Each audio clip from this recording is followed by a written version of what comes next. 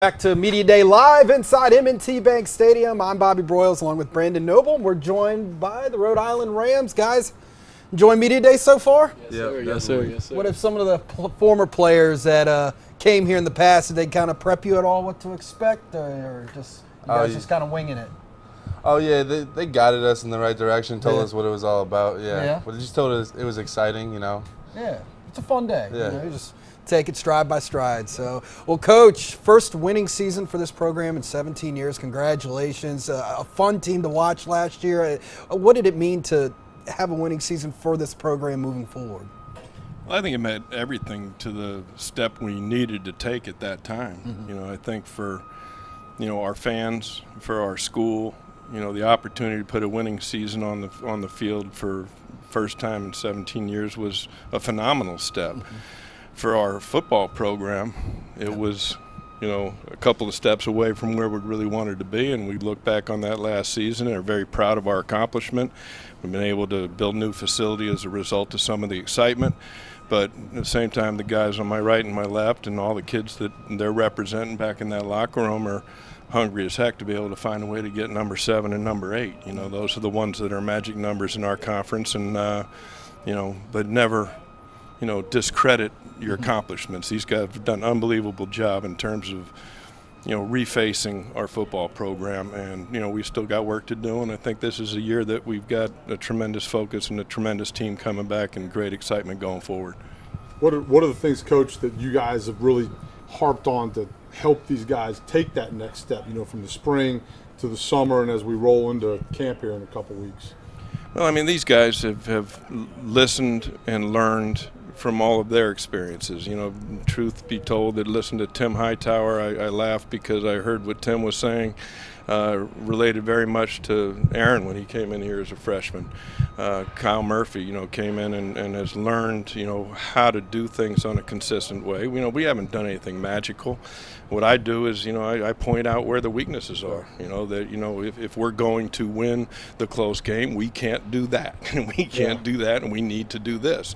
And, that's a little vague, but, to give an example of how attentive they are, we went into this last season. We said we have to be able to correct our turnover margin problems. As a result of that, we ended up becoming the first in the league, I believe, in turnover margin, and that helped us get to 6 wins. Now let's find a way, and what the magic answer is to get ourselves to higher than that will be dependent upon how we line up and play each and every week going forward.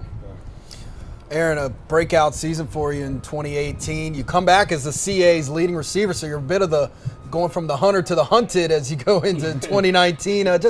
Just back to last year, what can you credit to some of your success, especially from last year? What can you credit that to? I could credit a lot to my teammates.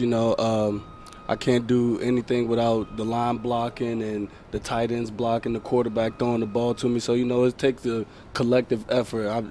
It's not only me at the top, it's Rhode Island at the top, So it's a team effort, and I'm going into this season working harder, doing things that I didn't do last year to break that 1,000-yard barrier, to win another game, or, just putting my head down and going. So that's about it. Kyle, talk a little bit about what you've been doing this summer. Everybody sees Saturday, right? Everybody gets to watch Friday nights or Saturdays or Sundays, whatever it is. But what have you guys been doing up there over the last couple months that's going to make the difference? We've just been really grinding. We had a lot of old linemen up this summer. We've been getting a lot stronger, just building the chemistry, going out in the field alone, just working on the little things. So the offensive line, for those of you who don't know, is usually an odd group. Right? I'm an XD lineman. Don't take this personal, right?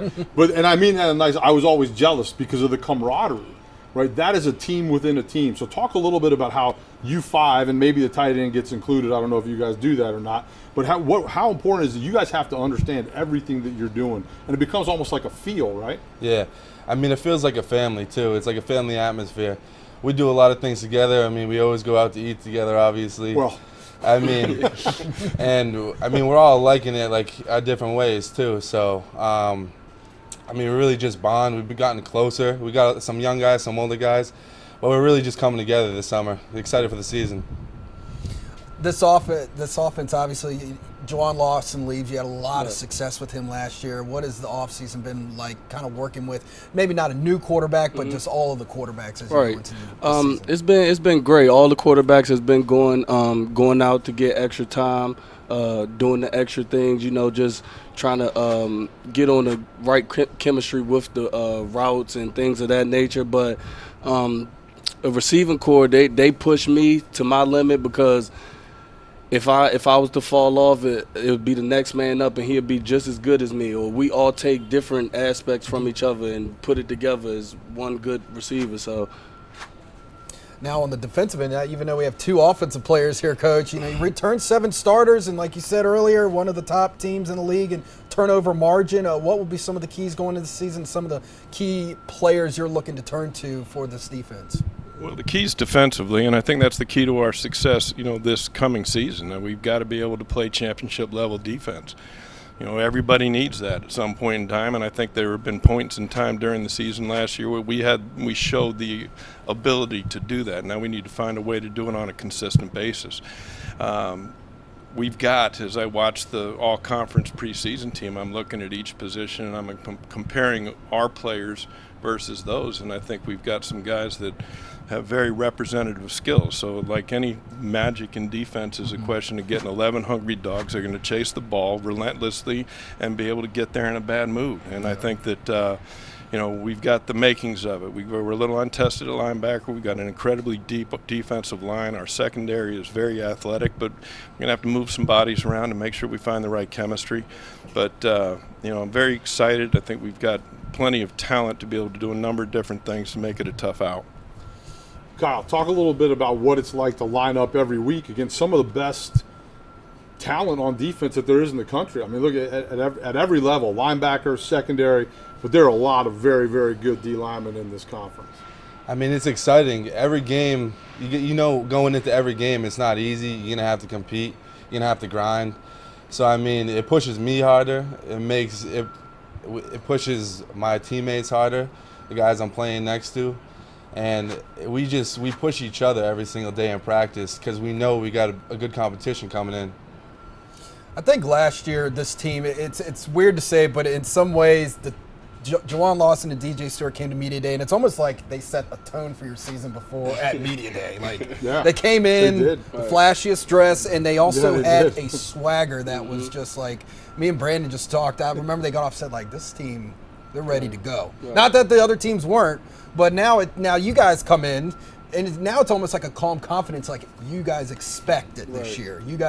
Can you elaborate on that a little bit? I mean, we still got the same motto. We still got a chip on our shoulder, and we just focusing more on this year on finishing. Just finishing, staying healthy, getting more in the training room, and everything that we do, we focusing on finishing. Like we lost a couple games on the back end in the fourth quarters and things of that nature. So, like I said, our motto is just finish strong on 3. That's what we break down to, and that's what it'll be. Kyle, talking about one of the things I like to finish is a good meal. All right. So one of the things, I was in a lot of training camps, man, a long time. What's your go-to meal? You come off the field, you just, man, this is going to make me happy right now. What is it? I mean, I know I got to eat healthy, but if I'm going unhealthy, give me both. Absolutely. I love chicken parm. All right. If Donna Hall has that, I'm loving that. Yeah. Definitely a nice cheeseburger. There we go. Yeah. I mean, chicken tenders. I like it's a so lot of things. I knew an O-lineman. I've got all defensive guys up here, salads and fruit and stuff like that. I like the honesty. What about you, Erin? I'm a picky eater, so I'm going to go with chicken fingers and fries. Chicken fingers and fries. There you That's go. nice. It's like my 13-year-old. That's awesome. Coach has got to eat too. Fried bird, man. Oh, You there we go- go. Kentucky, there's one staple in my coaching career over 34 years, and it doesn't make any sense with the nutritional value involved with it. But after a game, you get your box of Kentucky Fried Chicken, and you get on a bus and you go home. Absolutely. Tastes better when you win. Comfort food. Absolutely. And Coach, I think we have wrap up with, like you said at the beginning, some of the upgrades, artificial turf, the lights at Meade Stadium. The first 2 conference games are going to be at night. How excited is this for you and for your players? I think it ties in tremendously to the legacy mention that Tim had, to all the kids today. I mean, these guys came in with a vision in mind, and, they sat up cocky freshmen talking about 2020. Our older kids were looking like, who are these punks? But, here they are. They put a winning season on the field last year. They've been able to generate the interest that has come through and financial support to be able to put ourselves competitive. We're not done yet. We got turf and lights. It's a tremendous accomplishment. It's going to be a great experience for our fans. It'll be a great experience for our students to come down at 7 o'clock at night and watch us play Delaware. I mean, all of that stuff's on fire. But we still, we got a long way to go, and very, important to us is the step we take this year. We've got the ball rolling. We've got some excitement. We've got some great things that we're very proud of. And these guys are going to leave regardless, this program better than when they found it. But we got a lot of work to do, and if we're able to go ahead and put a championship on the field, that's the focus we're really going to. And when you coach guys that have eyes like these guys, it's right on. I guess someone got mad. Yeah, somebody's got the eyes. God saying it. So, well, gentlemen, on that note, thank you so much for joining us today. Good luck this season. Stay healthy. Appreciate it. Enjoy the rest of the day here at Media Day. Yes, sir. Thank you. All right, we'll step aside.